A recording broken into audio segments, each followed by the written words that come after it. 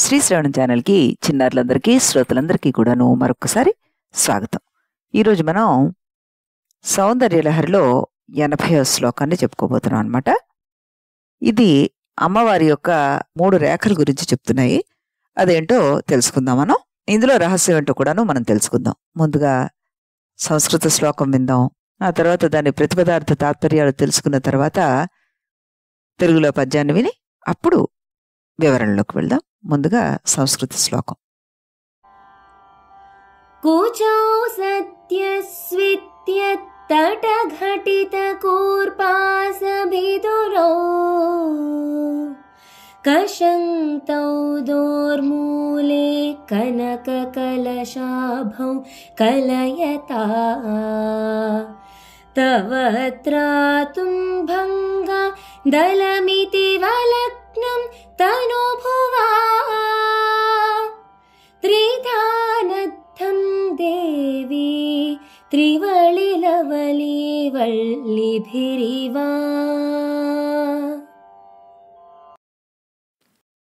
శ్రావణి చాలా చక్కగా పాడి వినిపించింది మనకి ఈ శ్లోకాన్ని కూడాను. ఆ చిరంజీవికి అనేక అనేక ఆశీస్సులు తెలియజేస్తూ ఇప్పుడు మనం ప్రతిపదార్థాన్ని తెలుసుకుందాం. ఓ జగజ్జనని, దేవి, మాత, సజ్జః వెంటనే, స్విద్యత్ చెమర్చుకున్న, తటి పైభాగమున, ఘటిత కూర్చిన, కూర్పాస స్తనవల్కములను, బిదురౌ పిగులునట్లుగా చేస్తున్న, దుఃమూలే భుజముల మూలములను, కషంతౌ రాపిడి చేయుచున్నవి, కనక బంగారు, కలస ఆభౌ కుండలను పోలిన, కుచౌ 2 స్తనములను, కలయతః నిర్మిస్తున్న, తనుభూవ మన్మధుని చేత, భంగాత్ విరగకుండా, త్రాతుం రక్షించుటకు, అలం చాలును, ఇతి అని తవ నీ యొక్క, వలగ్నం నడుము, త్రివళి 3 మడతలు అనే, లవలి అంటే ఏలకుల తీగ అన్నమాట. అది వల్లభిహి తీగల చేత, త్రిధ 3 పేటలుగా, నద్ధం కట్టబడినట్లుగా ఉంది అంటున్నారు. తాత్పర్యాన్ని గనక మనం చూస్తే మనకి ఏం చెప్తోంది ఇది? బంగారు కుండల వంటి స్తనభారం చేత బిగిసి చెమట చేత తడిసిన నీ రవిక చిరుగుతుందేమో అన్నట్లుగా ఉంది. అలాంటి స్తనాలను నిర్మించిన మన్మధుడు వాటి బరువుకి సన్నని నడుము తెగిపోకుండా ఉండడం కోసం లవలీ తీగ చేత 3 పేటలుగా తాడును కట్టినట్టుగా నీ పొట్ట మీద 3 మడతలు ఉన్నాయి అంటూ దీని తాత్పర్యం వస్తుంది. మనం దీని వివరణలోకి వెళ్ళిపోదాం. ఇందులో మనకి స్తనభార దళం మధ్య పట్టబంధ వళిత్రయ అన్న నామాన్ని గనక లలితా సహస్రనామంలో మనం చెప్పుకుంటే, ఇక్కడ అమ్మవారి స్తనాలు బరువైనవి, దృఢమైనవి, నడుము సన్నదిగా ఉంది. అందువల్ల ఆ భారానికి నడుము విరగవచ్చునేమో అన్న విధంగా అది విరగకుండా ఉండడానికి ఆ నడుము చుట్టూ గట్టిగా కట్టారా అన్నట్లుగా ఆవిడ పొట్ట మీద 3 చుట్లు ఉన్నాయి అని అర్థం వస్తుంది.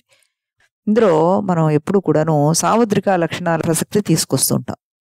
ఉత్తమ జాతి స్త్రీ లక్షణాలు అవి అంటూ చెప్తుంటాం.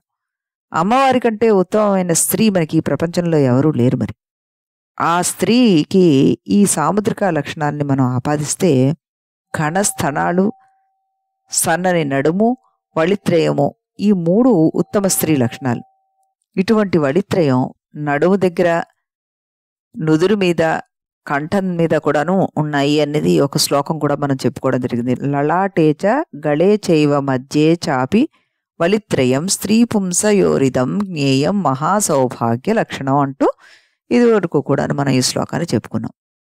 అంటే సన్నని నడుము ఉండి పొట్ట దగ్గర 3 ముడతలు ఇలా ఉండడం సౌభాగ్య లక్షణం అంటూ చెప్తున్నారు. అలాగే మనకి ఆజ్ఞాచక్రంలో కూడాను, ఆజ్ఞాచక్రంలో ఉండే నుదురు మీద 3 ముడతలు ఉంటే భూత భవిష్యత్ వర్తమాన కాలజ్ఞానాన్ని సూచిస్తుంది. అదని విశుద్ధి చక్రం దగ్గర ఉంటే మంద్ర, మధ్యమ, తారస్థాయిలు కూడాను చక్కగా సంగీతం పాడగలిగేటటువంటి అవకాశం ఉంటుంది అంటూ చెప్తుంటారు. ఇక మణిపూర చక్రం దగ్గర అంటే నాభి దగ్గర ఉంటే గనక ఊర్ధ్వ, మధ్యమ, అధోలోకాలకు, కారణ, సూక్ష్మ, స్థూల దేహాలకు గల సమన్వయాన్ని బోధపడుస్తూ ఉంటుంది అమ్మవారి ఈ వడిత్రయం. ఈ రకంగా ఈ నామానికి సంబంధించిన వివరణను మనం చూడడం జరిగింది. అయితే ఇందులో సాధకుని యొక్క కోరిక తీర్చడం కోసం అతనికి కావలసిన రూపం ఆ బ్రహ్మకు కల్పించబడింది. అప్పుడు అన్ని శుభలక్షణాలు బ్రహ్మరూపానికి ఆవాదించబడతాయి అన్నమాట. అదేవిధంగా పరమేశ్వరికి ఈ లలాటం బ్రహ్మరూపము అంటే శుద్ధ పదార్థం. నడుము దగ్గర చుట్టూ ఉన్న ముడతలు స్థూల సూక్ష్మ కారణ దేహాలు అవే అవుతున్నాయి. సత్వరాజస్ తమో గుణాలు అవే అవుతున్నాయి. బ్రహ్మ విష్ణు రుద్రుడు అవే అవుతున్నాయి. భూలోక భువర్లోక సువర్లోకాలు అవే అవుతున్నాయి. మహాకాళి మహాలక్ష్మి మహాసరస్వతులు కూడాను అవే అవుతున్నాయి అంటూ చక్కగా మనం ఇక్కడ చెప్పుకోవచ్చు అనమాట. ఇప్పుడు మనం శ్లోక వివరణలో కనుక వెళ్తే ఇక్కడ భవానీ గారు మనకి ఏమిటి చెప్తున్నారు అంటే, దేవి స్తనాలను మన్మధుడు నిర్మించడం ఏమిటి? దేవికి స్తనాలు లేవా? కొత్తగా మన్మధుడు నిర్మిస్తాడా అని కాదు అర్థం ఇక్కడ. మన్మధుడు ఆమె స్తన వైభవంలో సౌందర్యాన్ని నింపుతున్నాడు అని చెప్తున్నాడు. బ్రహ్మ చేసిన బొమ్మ స్త్రీ అని అనుకుంటే సృష్టికి మూలమైన సౌందర్యాన్ని మన్మధుడు నింపుతున్నాడు. దాంట్లో స్థితికి అవసరమైన క్షీరాన్ని ఆ జగన్మాత నింపుతోంది. కామారి అయిన ఈశ్వరుడు కామేశ్వరుడు అయితే తప్ప ఆయన వివాహము, పుత్రుడు జన్మించడం ఇవేవి జరగవు కనుక తారకాసుర సంహారం కోసం 1000 కన్నులతో ఎదురు చూస్తున్న దేవతల కోరిక ఫలించడానికి కామాలకు రారాజు అయిన ఈ మన్మధుడు బంగారు కలశాల వంటి ఆమె స్థనాలలో సౌందర్యం అనే దాన్ని ప్రోది చేశాడు. ఈశ్వరునికి కామోద్దీపన కలిగించే విధంగా అని చేయడం అని అర్థం. అంటే కామరాజకూటం గురించి ఇక్కడ ప్రస్తావించారనమాట. మన్మధుడు ఆరాధించిన కామరాజ బీజం అయిన స్త్రీ విద్యలో అది ఒక అంతర్వాహిని అయిన పూజా విధానం. ఇక అమ్మవారి నడుము ఉదర భాగాన ఉన్న 3 భాగ్యరేఖలు, వీటి గురించి ప్రస్తావన వచ్చినప్పుడు ఆమె స్తనభారంతో పూర్తిగా వంగిపోకుండా లవలీ తీగతో 3 చుట్లు చుట్టడం బంధం అని వర్ణించారు ఆచార్యుల వారు. లవలీ తీగ అంటే ఏలకి తీగ అనమాట. అది పసుపు రంగులో ఉండే తీగ కలది.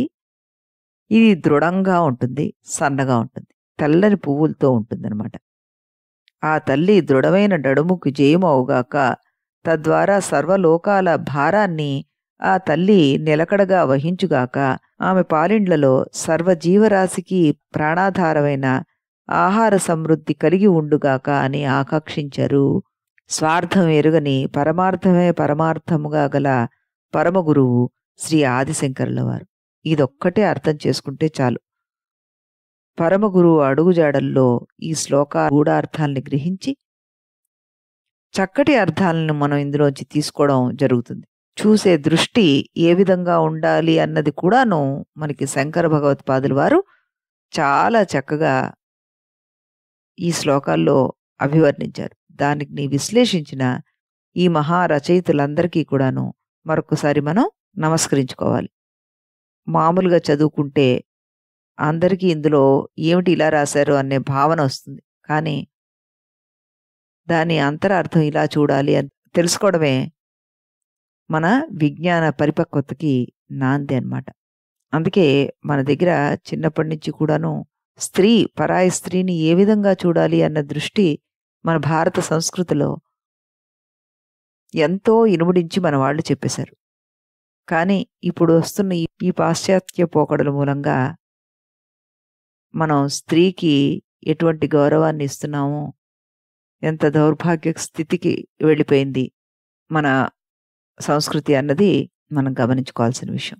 ఇప్పుడు దీనికి సంబంధించిన యంత్రాన్ని గనక మనం చూస్తే, ఇది దీర్ఘరేఖల చేత చుట్టబడిన సమభుజ చతురస్రము సంలంరం శ్రీం హ్రీం క్లీం యం ఏం సౌహ్ బీజయుక్తమైనది. ఇది ఈ యంత్రాన్ని గాని ఈ శ్లోకాన్ని గాని మనంతట మనము సాధన చేయకూడదు.